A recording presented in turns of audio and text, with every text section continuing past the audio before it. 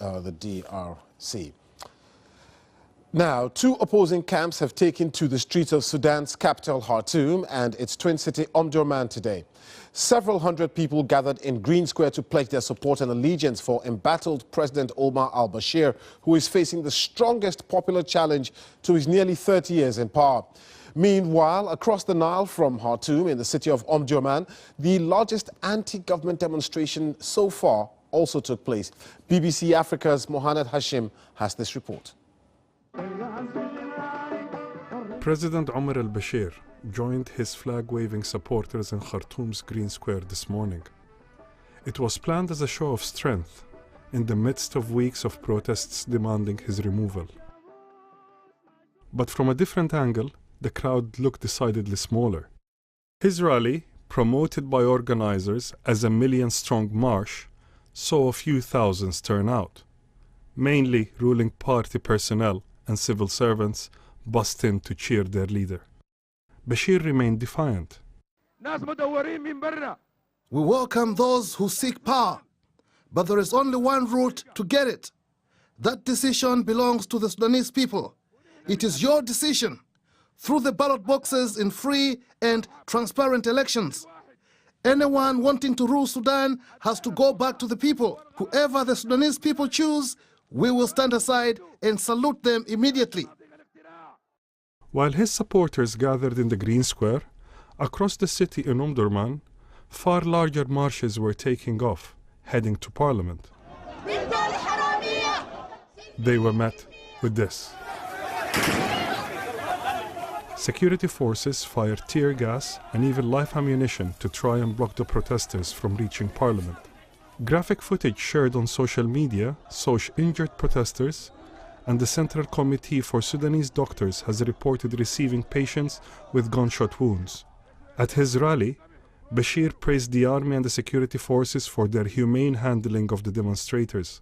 But with the opposition claiming a mounting death toll and no end to the protests in sight, the biggest challenge the president has ever faced is only growing. Mohamed Hashim, BBC News. Well, Mohamed joins me now. Mohamed, is that Bashir's, are those Bashir supporters trying to push back on these anti-Bashir protests? I think this was the aim from the ruling National Congress Party, is that they will rally their crowds, they will come up, they will show a strong crowd in solidarity with the president. And as we heard, this was the president's first address to a popular crowd of his supporters in Khartoum.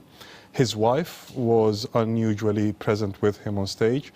The president mentioned the international supporters that are backing him. They included China, Russia, the UAE, Kuwait, and Qatar. Missing is Saudi Arabia, and that is quite telling of who's backing him in his position at the moment. And just within the country, how much support does he really have? I mean, he won an election not too long ago. What we need to understand is that for now, it seems that the apparatus of the government is largely intact. The National Congress Party has not, we haven't seen any senior figures from within the ruling party itself defecting.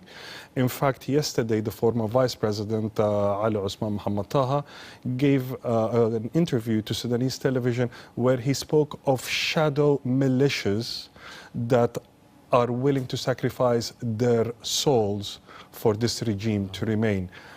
What we can take from today is that Bashir will dig in, and as we saw tonight, this evening, in the other protests across the river, we've had a lot of reports, confirmed reports, of live ammunition fired at protesters. And you know, just one other interesting point. I mean, he mentioned during a speech yesterday that if people want the military to take over, and the military wants to take over, that he's happy for the army to take over. I mean, was he being serious, or was that just tongue-in-cheek?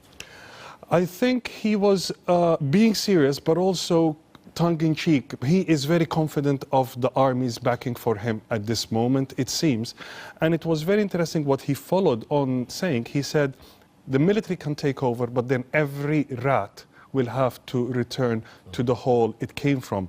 In essence, the president equates the protesters against him to rats.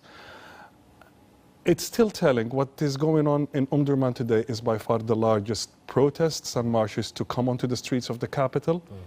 And from reports and videos that I've been watching and following on social media, the only means available for protesters to communicate to the outside world, it seems that they will keep on coming to the streets over the next coming days and weeks.